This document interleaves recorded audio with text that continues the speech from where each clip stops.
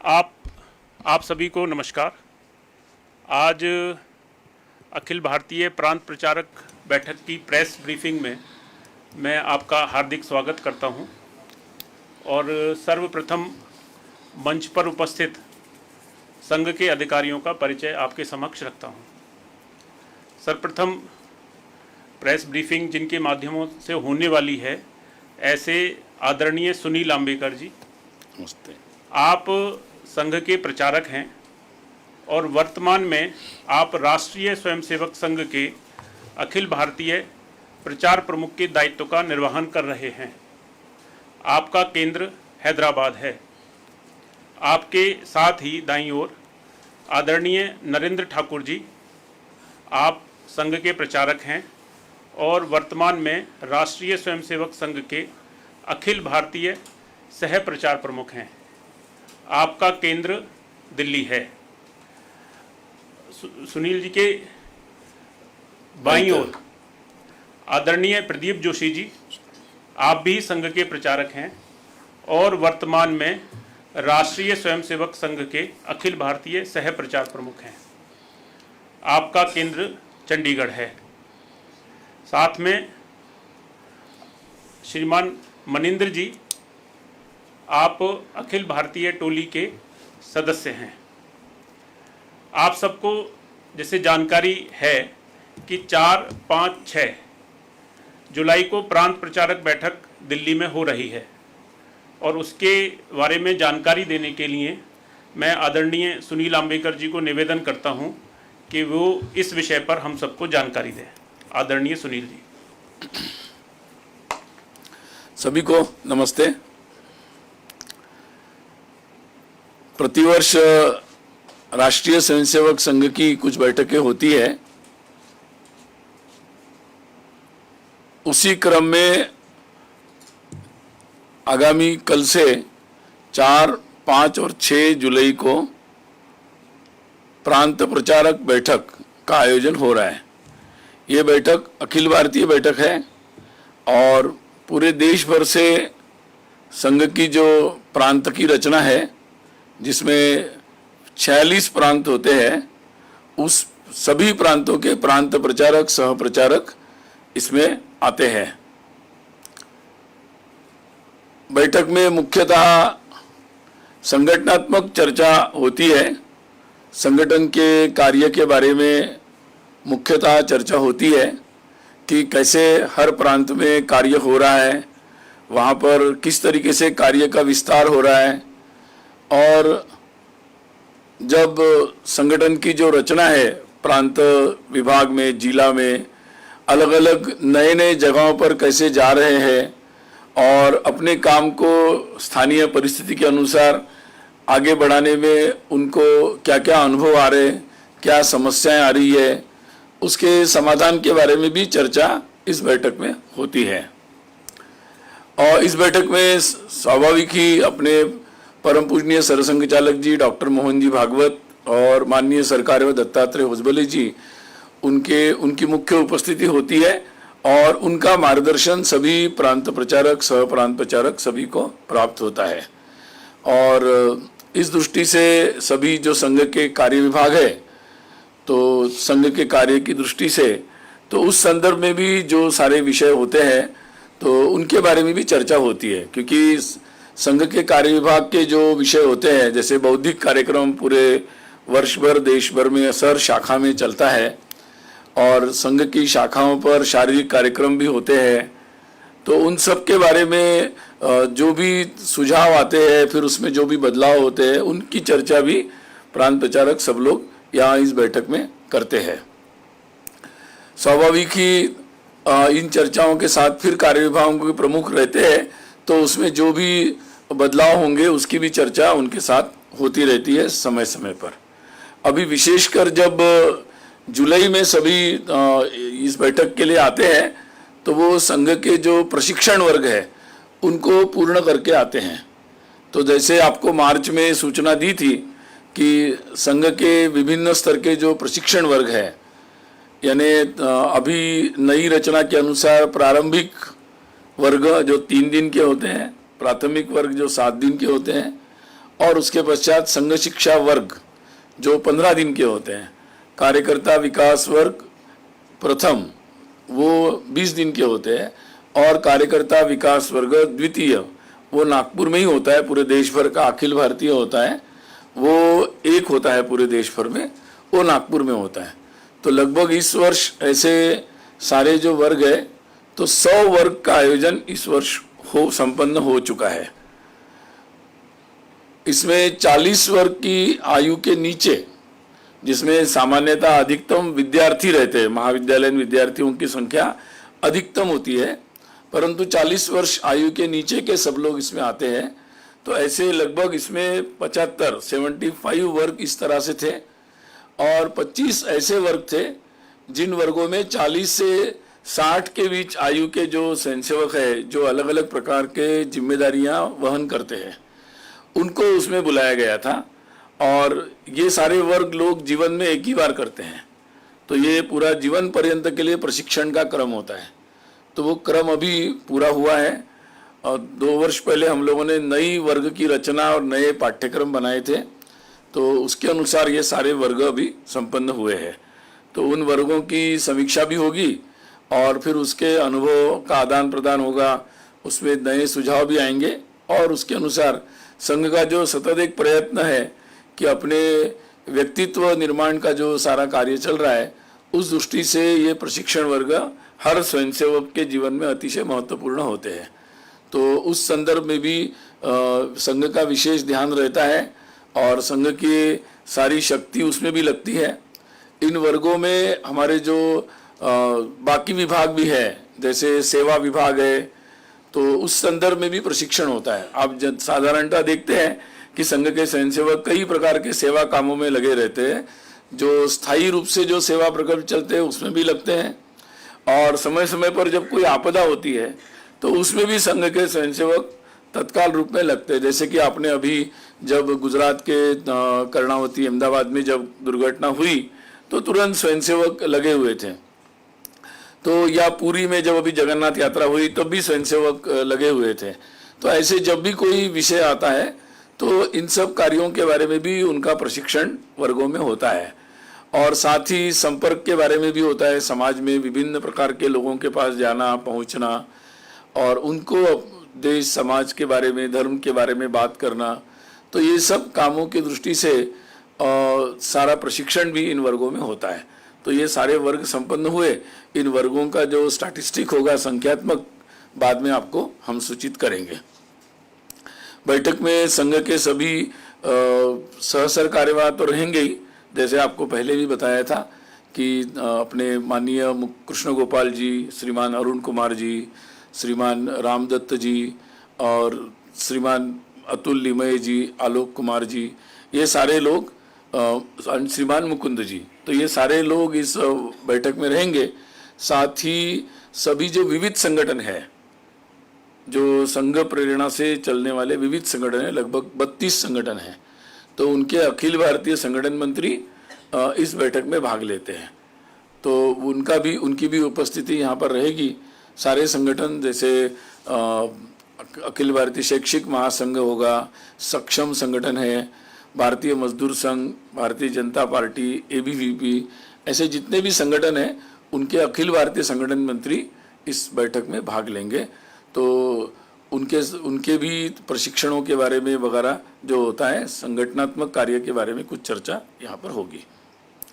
अभी शताब्दी वर्ष ये इस बैठक का मुख्य विषय है, और संघ की शताब्दी के बारे में आपको पिछली बैठक के बाद हम लोगों ने सूचित किया था। तो इस बैठक में अभी मार्च के बाद सभी प्रांतों ने अपने दृष्टि से शताब्दी वर्ष के जो कार्यक्रम घोषित हुए थे, उन कार्यक्रमों के संदर्भ में तैयारी की है, योजना बनाई है। उस योजना के बारे में यहाँ पर चर्चा होगी, और आपको बैठक के पश्चात हम योजना के बारे में विस्तार से जानकारी भी देंगे। जैसे कि आपको बताया था कि देश भर में खंड, बस्ती और मंडल के स्तर पर, यानी छोटे से इलाके में ये सारे हिंदू सम्मेलनों का आयोजन होगा, जिसमें समाज के महत्वपूर्ण विषयों पर चर्चा की जाएगी। और शताब्दी का जो प्रारंभ होगा वो विजयादशमी के उत्सव से होगा। तो नागपुर में 2 अक्टूबर 2025 को विजयादशमी है। उस दिन संघ के का मुख्य कार्यक्रम वहाँ पर होगा, जहाँ पूजनीय सरसंघ चालक जी भी रहेंगे, और वहीं से शताब्दी वर्ष प्रारंभ होगा और वहाँ से फिर अगले 1 वर्ष तक ये शताब्दी वर्ष के विभिन्न प्रकार के कार्यक्रम चलेंगे। नागपुर में जब कार्यक्रम होगा उसके पश्चात उसी समय जगह जगह पर लगभग देश भर में हर शाखा के स्तर पर या बस्ती या मंडल के स्तर पर विजयादशमी के उत्सव आयोजित होंगे और एक तरीके से वो स्थानीय स्तर पर उनका शताब्दी वर्ष का प्रारंभ होगा। तो 2 तारीख से लगभग अगले 8-10 दिन तक ये सारे उत्सव विजयादशमी के जो शताब्दी का प्रारंभ होगा देश भर में उसका आयोजन होगा। एक और विशेष आयोजन जो होने वाला है वो गृह संपर्क है। तो पहले भी ऐसा हुआ था कि जब संघ के विशेष समय था तो हम लोगों ने घर घर जाकर लोगों तक जो संदेश है, जिस विचार से संघ कार्य कर रहा है, तो वो संदेश पहुंचाया था। तो इस संघ के शताब्दी के निमित्त भी हम लोग गृह संपर्क, जिसमें स्वयंसेवक घर घर जाकर संपर्क करेंगे, तो ये अभियान आयोजित होगा। और जिस अभियान में हर शाखा से स्वयंसेवक निकलकर, तो सामान्यतः नवंबर के बाद प्रांत अपनी अपनी सुविधा से ये लगभग 20 दिन का ये आयोजन होगा, 21 दिन का, जिसमें ये गृह संपर्क किया जाएगा और जिसमें स्वयंसेवक एक संघ का कुछ सामग्री लेकर जाएंगे, साहित्य, और घर घर में जाकर लोगों से वार्ता करेंगे। तो ये एक पूरा आयोजन होने वाला है। साथ ही और जैसे पहले भी आपको जानकारी दी थी, 2 और कार्यक्रमों का आयोजन होगा। एक है सामाजिक सद्भाव बैठकें। इनका आयोजन पूरे देश भर में होगा और सभी जिला केंद्रों पर इसका आयोजन होगा। सामाजिक सद्भाव का मतलब समाज में, हिंदू समाज में जो विभिन्न प्रकार के लोग हैं और सभी प्रकार के समुदाय हैं, सभी प्रकार के जो स्थानीय प्रमुख लोग हैं, वो सब लोग एकत्रित आकर समाज में कैसा सद्भाव बना रहे और जो भी कुरीतियाँ उसको दूर करें और अच्छी परंपराओं को आगे बढ़ाए, आपस में सद्भाव बना रहे, इस दृष्टि से विचार विमर्श करने के लिए एकत्रित आते हैं। ये आयोजन पहले भी होते रहे हैं और बहुत कुछ सालों से हम लोग जिला स्तर पर इसका आयोजन करते रहे हैं। अभी इस बार जो इसका आयोजन होगा वो खंड और नगर के स्तर पर होगा। साथ ही और एक कार्यक्रम का आयोजन होगा जिसमें प्रमुख नागरिक गोष्ठी, यानी समाज में जो अलग विभिन्न प्रोफेशंस में या समाज में जो प्रमुख लोग हैं और जिनके साथ जो वर्तमान में जितने सारे विषय चर्चा में आते हैं, राष्ट्र के हित में, समाज के हित में और हिंदुत्व के संदर्भ में, तो उन सब विषयों पर और जो आगामी भारत की जो चर्चा हो रही है कि किस तरीके से हमारा देश आगे बढ़े और उसमें सबका सहभाग हो, तो ऐसे प्रमुख विषयों पर चर्चा करने के लिए सभी जिलाओं केंद्रों पर, सभी जिलाओं में ऐसी गोष्ठियों का आयोजन होगा। तो ये सारे जो कार्यक्रम होंगे वो विशेषकर अक्टूबर के बाद, विजयादशमी के बाद ये प्रारंभ होंगे और फिर अगले 1 वर्ष तक प्रांतों की सुविधा से इनका आयोजन होगा। विशेषकर युवाओं के लिए ऐसे विशेष कार्यक्रमों का आयोजन होगा। जिला के स्तर पर सामान्यतः ऐसी योजना है, परंतु जैसे उसकी विस्तृत योजना बनेगी आपको बताएंगे। परंतु युवाओं के लिए विशेष शताब्दी के निमित्त तो एक तरीके से वो विशेष आउटरीच होगा और जिसके माध्यम से युवाओं तक ये चर्चाएं पहुंचाई जाएगी, उनका सहभाग किया जाएगा।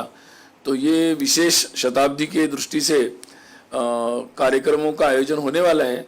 इसके संदर्भ में प्रांतों ने अपनी अपनी योजनाओं पर विचार किया है और उस संदर्भ में यहाँ पर सभी मिलकर अपनी बात भी बताएंगे और उस पर चर्चा होगी, तो बाद में आपको इसके बारे में सूचित करेंगे।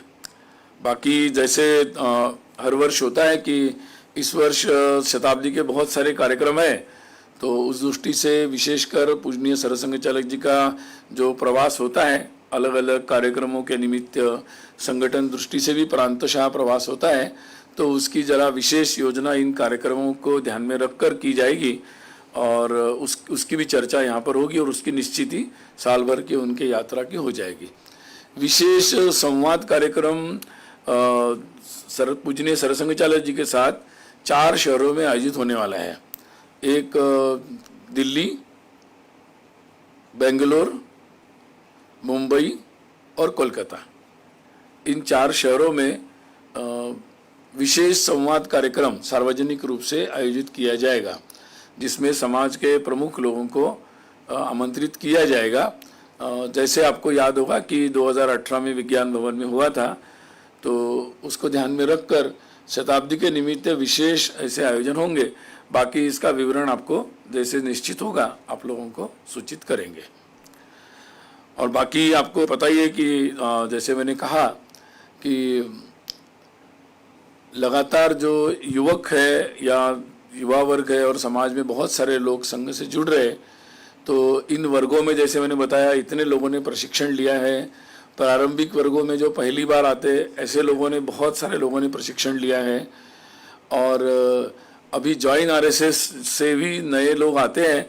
तो अभी मार्च में मैंने आपको बताया था, मार्च से अभी 30 तारीख तक, 30 जून तक भी लगभग 28,571 28,571 इतने लोगों ने जॉइन आरएसएस के लिए अपना नाम दर्ज कराया है। तो ऐसे बहुत सारे लोग हैं जो उत्सुकता पूर्वक संघ कार्य से जुड़ने का प्रयास कर रहे हैं और हम लोग भी उनको संघ के शाखा कार्य में या विभिन्न प्रकार की उनकी रुचि के अनुसार कार्यों में जोड़ रहे हैं। तो अभी पूरे आगामी कल से संघ के इसी कार्यालय के परिसर में ही ये प्रांत प्रचारक बैठक होगी और इसमें पूरे देश भर से 233 कार्यकर्ता भाग लेंगे। तो मैंने संक्षिप्त में आपको बैठक की जानकारी दी है। बैठक के संदर्भ में आप कुछ पूछना चाहते हैं तो पूछ सकते हैं जी।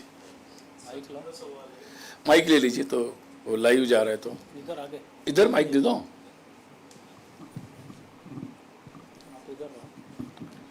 सर, इसमें आपने बताया कि देश भर में शताब्दी वर्ष समारोह के कार्यक्रम चलेंगे, मनाए जाएंगे और इसमें सामाजिक सद्भाव वाले जो कार्यक्रम भी आप हाथ में ले रहे हैं। सर, अभी सरकार ने एक बड़ा फैसला किया था जातिगत जनगणना को लेकर के, तो क्या जातिगत जनगणना के फैसले को किस रूप में देखते हैं आप? क्या आपका जो सद्भाव वाला जो कार्यक्रम है उसमें भी इस चीज़ पर फोकस होगा, क्योंकि ये एक बड़ा आने वाले दिनों में बड़ा फैसला होगा? संघ की प्राथमिकता सामाजिक सद्भाव की है। बाकी विषयों पर हम लोगों ने पहले ही अपने विचार व्यक्त किए हैं और उसी विचार से हम लोग हैं कि भाई जो भी लोगों के कल्याण के लिए जो भी योजना करनी है उसके लिए जो जानकारी चाहिए सरकारें ले सकती है, लेकिन सामाजिक सद्भाव ये बना रहना चाहिए और इसके लिए संघ का प्रयास सतत जारी रहेगा। हाँ जी भाई साहब, मैं अमित हूँ पंजाब के कहाँ से बोल रहे थे आप? हाँ, कल से जो बैठक शुरू होने जा रही है अब इसके बाद इधर से पूछेंगे। हाँ, इसमें इसके इतर भी सामाजिक मुद्दों पे या राजनीतिक मुद्दों पे भी कुछ चर्चा होने की? जैसे मैंने बताया आपको, ये मुख्यतः प्रांत प्रचारकों की बैठक होती है, तो इसमें मुख्यतः संगठन और संगठन कार्य के बारे में ही चर्चा होती है। बाकी जैसे बाकी विषयों पर हम लोग जब प्रांत प्रतिनिधि सभा बैठक होती है और कार्यकारी मंडल की बैठक होती है तब इसके बारे में हम ऐसे विषयों पर ज़्यादा चर्चा होती है। आप फिर इधर। हाँ जी, आप पूछ लो। सर, मैं देवेंद्र पराशर इंडिया टीवी से, क्योंकि आप बता रहे हैं कि आनुषंगिक संगठन के संगठन महामंत्री होंगे, तो ऐसे में क्या बीजेपी के संगठन महामंत्री से ये पूछा जा सकता है कि अपनी पार्टी के राष्ट्रीय अध्यक्ष का चयन क्यों नहीं हो पा रहा है? अगर करना है तो क्या क्या नाम उनके पैनल में है, या आप लोगों की तरफ से कोई सलाह मशविरा, इस तरह की कोई बात?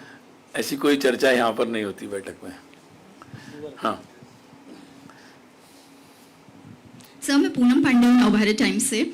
जो शताब्दी वर्ष है उसका मेन एजेंडा क्या रहेगा, क्या फोकस उसका रहेगा? दूसरा सर, आपने युवाओं की बात की कि ज़्यादा वो ट्रेनिंग में भी रहे हैं, प्रशिक्षण वर्ग में। क्या ये बदलाव 2014 के बाद आपने देखा है, जब से केंद्र में सरकार आई है ज़्यादा युवाओं का रुझान दिखा है? और सर एक आखिरी एक ही सवाल प्रश्न पूछो। सर, इसी में सब संगठन से ही जुड़ा है। संघ का टारगेट था कि जब शताब्दी वर्ष होगा तो सब जगह संघ की पहुंच होगी, देश भर में शाखाएं होंगी। तो टारगेट कितना अचीव हुआ है, कितनी % जगह तक शाखाएं हो रही हैं, और सबसे अच्छा कहाँ हो रहा है और कहाँ ऐसा है जो सबसे वीक है अभी, जहाँ फोकस की जरूरत है? तो नहीं, मुख्यतः संघ के विस्तार के बारे में आपको हमने मार्च में जानकारी दी थी। अभी आपको हम लोग अक्टूबर में जानकारी देंगे, पूरी विस्तार से आंकड़े देंगे। लेकिन इतना बता सकता हूं कि जैसा हमने सोचा था तो उस दृष्टि से काफ़ी अच्छा विस्तार, सारे स्वयंसेवकों ने अपना मतलब शक्ति लगाई, समय भी दिया है, और उस कारण से संघ की शाखाओं का जो विस्तार हमें अपेक्षित था वो हो रहा है। दूसरा आपने पूछा कि शताब्दी, वास्तव में पहले भी पूजनीय सर्वसंघचालक जी ने बताया था कि संघ में ऐसे कोई संघ के वर्ष मनाए नहीं जाते हैं। तो हम लोग इस निमित्त मुख्य उद्देश्य ये है कि संघ के 100 वर्ष में संघ के स्वयंसेवक सतत रूप में ये कार्य विस्तारित करने के काम करते रहे, और उसका उद्देश्य यही था कि धीरे धीरे पूरा समाज ही इस कार्य में सहभागी हो जाए। तो अगर सबसे बड़ी बात अगर मैं ये कहूँ तो शताब्दी वर्ष का उद्देश्य यही है कि कैसे पूरा समाज, जो समाज परिवर्तन के जो सारे कार्य है उसमें पूरे समाज की सहभागिता को कैसे बढ़ाया जा सकता है, और इस दृष्टि से हमने पंच परिवर्तन का मुद्दा लिया है मुख्य रूप से। और जिस बात पर, जिसमें समाज के जो पंच परिवर्तन के हमने मुद्दे लिए हैं, सामाजिक समरसता, जिसमें हर परिवार को समरसता के विषयों के अनुसार, अपेक्षा के अनुसार अपना अनुसरण करना चाहिए, पर्यावरण के अनुकूल अपनी जीवन शैली हर व्यक्ति को, हर परिवार को अपनी कैसे हम लोग बना सकते हैं, इस पर विचार करना चाहिए। वैसे ही अपने कुटुंब में, अपने परिवार में किस तरीके से हम एक अच्छा वातावरण बना सकते हैं, अच्छे रिश्ते बना सकते हैं, उसकी सामाजिक जो दायित्व है उसको कैसे बना सकते हैं। तो इन बातों पर हमारा स्व के आधारित जीवन कैसे बन सकता है, नागरिक कर्तव्यों का प्रशिक्षण और उसका संकल्प कैसे हो सकता है। तो ये जो सारे विषय है, इन विषयों पर समाज की दृष्टि से कैसे पहल हो सकती है, और स्वयंसेवक समाज के द्वारा ये पहल हो, इसमें क्या भूमिका निभा सकते हैं। तो इस बात को ही आगे बढ़ाने के उद्देश्य से विशेषकर ये सारे कार्यक्रम हैं, जिसमें पूरे जितने भी आउटरीच होगा, जितना भी लोगों के पास हम जाएंगे ग्राउंड लेवल पर, उसमें इन विषयों पर बात होगी और इन बातों को प्रोत्साहित करने का प्रयास होगा। युवाओं का, मुझे लगता है युवाओं का ऐसा कि संघ तो शुरू ही युवाओं से हुआ। यानी डॉक्टर साहब जो संघ के संस्थापक थे, उन्होंने जब संघ शुरू किया तो उनके साथ जो लोग थे वो सारे युवा ही थे। तो संघ तो हमेशा ही युवाओं का ही संगठन है, और बहुत सारे युवाओं के साथ जुड़ने का एक नित्य प्रयत्न होता है, और युवा भी नित्य रूप से संघ से जुड़ने के उत्साह में रहते हैं और जुड़ते रहते हैं। मेरा नाम विकास चंद्र है, न्यूज नेशन चैनल से। मेरा सवाल है कि इस बैठक में सभी वरिष्ठ और प्रमुख पदाधिकारी और अधिकारी मौजूद रहेंगे। इधर कुछ वर्षों से देखा जा रहा है कि संघ के ऊपर राजनीतिक टीका टिप्पणी बहुत होती है, तो क्या इसमें इस पर भी विचार होगा, और क्या संघ के लिए चिंता का विषय है कि जिस तरीके से राजनीतिक जगत के लोग अब घसीटते हैं संघ को? सर, इसमें इसको जोड़ते हुए ये देखा जा रहा है कर्नाटका की तरफ से बहुत अटैक हो रहा है संघ पर। प्रियांक खड़गे हैं, मल्लिकार्जुन खड़गे के बेटे, मिनिस्टर भी हैं कर्नाटका सरकार में। उन्होंने कहा है कि अगर हम सत्ता में आते हैं संघ को बैन कर देंगे। कांग्रेस की सबसे बड़ी गलती थी संघ से बैन हटाना, और कैंसर से संघ को इक्वेट कर दिया है। किस तरीके से इन बयानों को देख रहे हैं आप? देखिए, संघ एक सामाजिक संगठन है, और हम सब टीका टिप्पणी के साथ ही समाज से बहुत बड़ा वर्ग है जिसको ये विषय संघ के साथ वो जुड़ रहे हैं, संघ का समर्थन कर रहे हैं, और संघ ने जो सकारात्मक विषय उठाए हैं, एक समाज परिवर्तन के, देश को, राष्ट्र को आगे बढ़ाने के, देश के स्वाभिमान के, इन विषयों के साथ बहुतायत लोग इससे जुड़ रहे हैं, इसका समर्थन भी कर रहे हैं। और मुझे लगता है कि हम अपने काम को निश्चित रूप से जो लोगों का समर्थन मिल रहा है, उससे लोग इस बात को कैसे देखते हैं या संघ को कैसे देखते हैं, इसके बारे में मुझे लगता है बहुत सारी बातें स्पष्ट हैं, और समय समय पर इन बातों पर हम जब आवश्यक होता है तो विचार करते रहते हैं। है। मैं टाइम्स नाउ नव भारत से हूँ। कांवड़ यात्रा को लेकर कई राज्य सरकारों की अपनी गाइडलाइंस है। बावजूद इसके ये देखा गया है कि कुछ लोग नाम छुपाकर, धर्म ना बताकर काम कर रहे हैं। और पहलगाम में जो आतंकी हमला हुआ था उससे इसकी तुलना की गई है कि भारतीय जनता पार्टी जो रूल सरकारें हैं वो भी धर्म पूछकर इस तरीके से कार्य कर रही हैं। इस पर संघ की क्या राय है, आप क्या सोचते हैं? मुझे लगता है कि आज का हमारा जो आयोजन है वो मैं केवल बैठक का ब्रीफ करने के लिए आया हूँ, तो आप लोग उसी पर सीमित रहेंगे तो ज़्यादा अच्छा रहेगा। बाकी मुझे लगता है कि देखिए, देश में धार्मिक आयोजन, हमारे देश में बहुत बड़े बड़े आयोजन होते हैं और बहुत सुचारू रूप से होते हैं। हमारे बहुत बड़े बड़े मंदिर है जिसमें लाखों लोग आते हैं, उनके भी आयोजन बहुत सुचारू रूप से होते हैं। बाकी प्रशासनिक मामले हैं, हमारे देश में न्याय व्यवस्था है, बहुत सारी व्यवस्थाएं हैं, तो मुझे लगता है कि पर्याप्त जगहें हैं इन सब बातों का विचार करने के लिए। बाकी सामाजिक स्तर पर सद्भाव बना रहे, इसके लिए हम सतत रूप में जमीन पर प्रयास करते रहते हैं। बस अभी मुझे लगता है कि सर मैं पर्याप्त हो गया। सर मैं बैठक का ब्रीफ है आज। जी बैठक से ही के संदर्भ में, बैठक से जोड़ के पूछेंगे।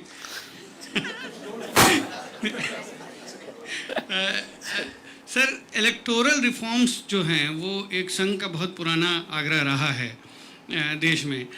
उसको लेकर एक अभियान चला है अभी बिहार में, जिसको लेकर काफ़ी राजनीतिक हलकों में चर्चा है कि जो इलेक्शन कमीशन ने जो अभियान चलाया है इलेक्टोरल रूल्स रिवीजन का, उसमें लोगों का कहना है कि बड़ा ही कम समय है और इसमें जो है वो जो गरीब है, जो दलित है, जो पिछड़ा है, वो बाहर हो जाएगा इससे, इस प्रक्रिया से। इस तरह से जिस तरह के कागजात मांगे जा रहे हैं, कुछ लोगों का ये भी कहना है ये तो पीछे के द्वार से जो है वो एनआरसी घुसाया जा रहा है।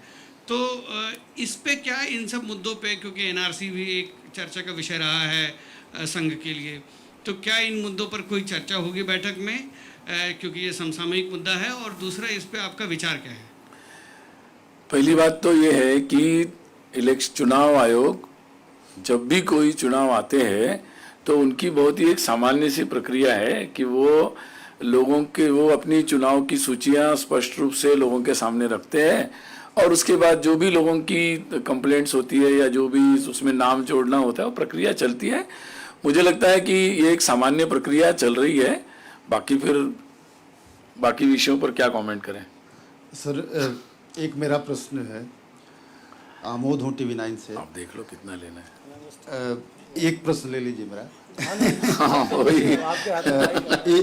ये जो अभी प्रश्न उठ रहा था कि तमाम राजनीतिक दलों द्वारा संघ के ऊपर लगातार प्रहार करने की कोशिश या प्रश्न उठाए जा रहे हैं, उसमें एक प्रश्न आया है अभी हाल में जो सर कार्यवाह जी ने एक टिप्पणी किया कि सोशलिस्ट सेकुलर मुद्दे को लेकर, उसको लेकर कांग्रेस का ये कहना है कि बीजेपी के अपने भी संविधान में ये दोनों वर्ड हैं, इसलिए बीजेपी इससे कनी काट रही है। क्या संघ अपने एक अनुसांगिक संगठन को कहेगा कि तुम भी अपना ठीक कर लो? ऐसा है, मुझे लगता है कि माननीय सरकारेवा जी, दत्ता जी ने जो टिप्पणी की है वो बहुत ही स्पष्ट है।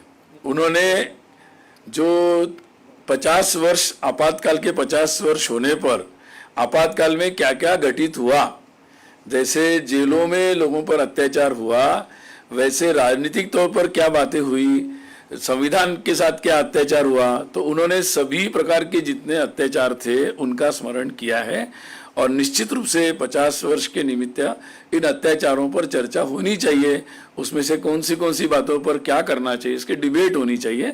ये बात उन्होंने उठाई है तो उसको उसी अर्थ में लेना चाहिए। सर, मैं कोमल शर्मा, भारत एक्सप्रेस से। सर, सामाजिक सद्भाव पर चर्चा होगी, लेकिन अभी जिस तरीके से कुछ राज्य ऐसे हैं जहाँ पर सामाजिक सद्भाव को लेकर के अगर देखें तो बहुत ही बुरे हालात हैं। जैसे बंगाल की बात कर ली, बिहार की बात कर ली, या कर्नाटक साइड भी जाकर के केरला, तो क्या वहाँ के लिए बैठक में कोई ऐसी बड़ी विस्तृत योजना होगी कि वहाँ का सामाजिक सद्भाव जो है वो बना रहे, खास तौर से जो घुसपैठियों की बात बार बार केंद्र सरकार कर रही है उनको लेकर के कोई बड़ा एक्शन इस पर लिया जाएगा क्या बैठक में? हम लोगों ने सभी देश भर के सभी जिला और खंड और नगर स्तर पर ये बैठकों का आयोजन हो रहा है और इसके लिए समाज के सभी लोगों से संपर्क भी किया जा रहा है। पहले भी हम जिला स्तर पर ऐसी बैठकें करते रहे हैं। तो जब ये लोग सब इकट्ठा आते हैं तो अपने अपने जगह के बारे में चर्चा करते हैं और उसके समाधान ढूंढने का प्रयास करते हैं। तो ये प्रयास तो संघ का निरंतर ही चल रहा है। मैं दृष्टि इंडिया डेली से। अब लास्ट ये यहाँ से लास्ट क्वेश्चन है। सर, आपने अभी कहा कि कई युवाओं को जोड़ने की प्रक्रिया चल रही है, तो अभी तक कितने और युवाओं को जोड़ा जाएगा उनकी स्किल डेवलपमेंट के लिए, यानी कौशल विकास के लिए संघ किस तरह के प्रयास कर रहा है? ऐसा है कि संघ के जो विभिन्न प्रकार के उपक्रम चलते हैं, जिसमें संघ के कई प्रकार के स्वयंसेवकों द्वारा सेवा प्रोजेक्ट चलते हैं, उसमें बहुत सारे स्किल के संदर्भ में भी है। अगर आप डिटेल जाएंगे तो आपको वेबसाइट पर भी मिल जाएगा आंकड़े। और अभी एक अभियान भी सारे संघ प्रेरित संगठनों ने मिलकर चलाया हुआ है, स्वावलंबी भारत अभियान, जिसके अंतर्गत इस प्रकार के नए एंटरप्राइजिंग जो करना चाहते हैं या उसके लिए उनको कुछ नई कुशलताएं चाहिए या नई जानकारियां चाहिए, तो उसके लिए भी वो जगह जगह पर ऐसे आयोजन कर रहे हैं। और जब ये आयोजन करता है ये अभियान, तो संघ स्वयंसेवक स्थानीय स्तर पर उसका सहयोग करते हैं। तो ये प्रक्रिया अभी चल रही है, काफी व्यापक है प्रक्रिया और लंबी है, चल रही है। थोड़ा बाद के लिए अभी बाद में करेंगे ना, मौका मिलेगा। सर, तमाम विपक्षी पार्टियां थोड़ी हमें बैठक भी करने दो। जो कहना था संविधान पे आपने कह दिया, लेकिन तमाम विपक्षी पार्टियां आरोप लगा रही है कि आपका जो स्ट्रक्चर है आरएसएस का, उसमें पिछड़ों और ओबीसी को जगह नहीं मिली है, इसलिए संविधान के ये दो शब्द आप बचा नहीं पा रहे हैं। देखिए, संघ एक देशव्यापी सामाजिक संगठन है और संघ राजनीतिक दल की तरह काम नहीं करता। तो संघ एक जमीनी स्तर पर ऑर्गेनिक तरीके से अपने कार्यकर्ताओं के द्वारा समाज से संपर्क करते हुए जाता है। तो संघ की प्रक्रिया में पूरा समाज ही हमारी दृष्टि में है और यही कारण है कि आज संघ का कार्य इतना देशव्यापी हो रहा है, देश के हर कोने में जा रहा है। तो मुझे लगता है कि ये राजनीतिक तौर पर ये प्रश्न चर्चा रहते संघ को स्पेयर कर दे। संघ अपने तरीके से समाज के हर वर्ग को जोड़ रहा है, हर तरह से लोग इसमें शामिल हो रहे हैं।